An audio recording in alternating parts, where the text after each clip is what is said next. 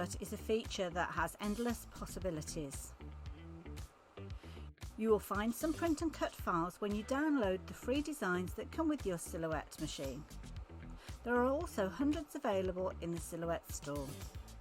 There are two parts to these designs: the print element that you will print off on a regular printer, and the cut file that will enable you to cut out the printed shapes. If you want to work with print and cut files, it's a good idea to start with pre-designed ones. It is possible to make your own, and we will cover this in the trace and cut video, as well as the print and cut class. When you place the printed page on your cutting mat and send it to your machine, the corresponding cut file will tell your machine where it needs to cut. So how does it all line up correctly to cut out where it needs to? Well, this is where the optical eye in your machine comes into play. It's housed in the carriage of your machine. It's not able to see the printed design, but it can read the registration marks on the page, and this enables your machine to get its bearings from these, then it knows where to cut.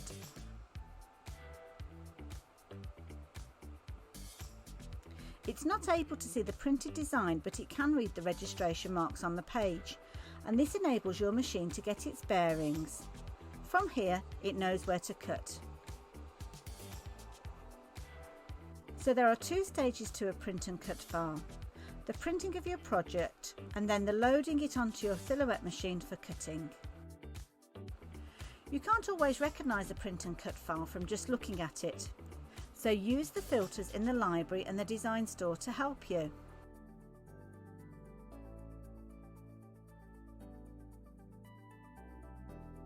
When you bring the design into your work area, you may get a prompt reminding you that you also need to bring in your registration marks. If you need to do this yourself, you will find them in the Page Setup menu under the third tab. These settings can be adjusted, however I personally don't mess with them and leave them at the factory settings.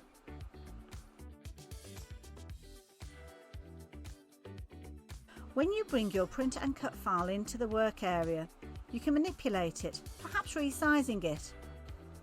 Just make sure that you are resizing both the printable file as well as the cutting file. Make sure that you stay within the registration marks.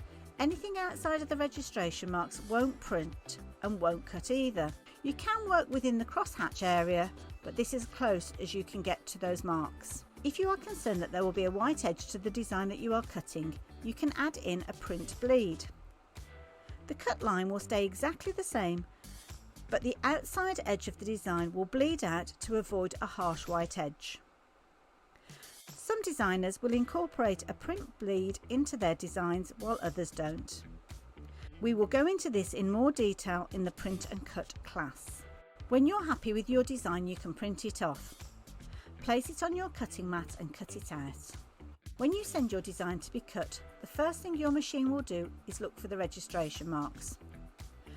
Once it's located these, it will start to cut your design.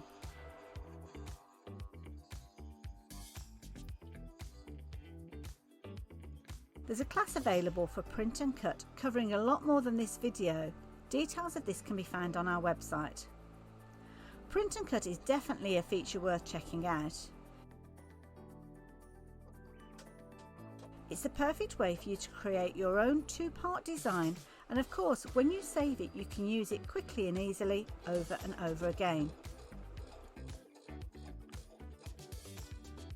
If you wanted to make your own print and cut files, then I certainly do suggest that you check out our print and cut class. It will help you create your own unique designs that you can use as often as you need. So don't forget to subscribe to our YouTube channel. That way you won't miss out on any other videos that might help you with your Silhouette software.